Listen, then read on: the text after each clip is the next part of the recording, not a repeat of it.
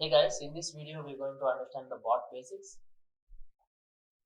Well, what is a bot? So, bot is a kind of a self-taught service which is capable of responding back to the user queries. The bot can also be used to save the time of the users.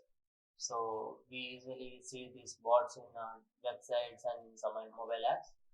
The real life examples of bot can be Google Assistant and the Alexa. Well, what it can do? The bot in the Microsoft Teams can take the feedback from the users. It can also take the attendance, and we can make the bot in such a way that it will send the automated reports to the designated persons. So there is a lot of stuff we can do. Already people have done. These are some of the examples of it. So we'll see what are the features involved. Microsoft Teams, this tool that will be used by the organizations uh, to chat within the organization with the people. Azure resource. So using this, Microsoft can track our bot, and our bot service can send the message to Microsoft Teams.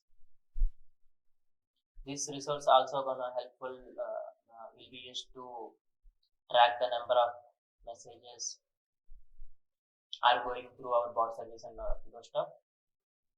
And bot libraries. So we're gonna use these bot libraries to receive the messages and send the replies back. And bot service. So this is the service that we're going to create. This is where the main logic resides. Like this is the service that gonna process and reply back to the messages. And we'll see the flow. So in our Microsoft Teams, we have our bot. So our bot is connected with Azure resource. So it knows when there is a message to which endpoint it needs to send the message. So when user types a message, so it sends to our bot service through the REST API calls, and our bot service will read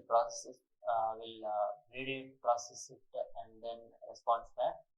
So we'll send the message back to the library SDK. So this SDK will handle how this message is gonna get back to our bot. Okay. So I'll catch you in the next video.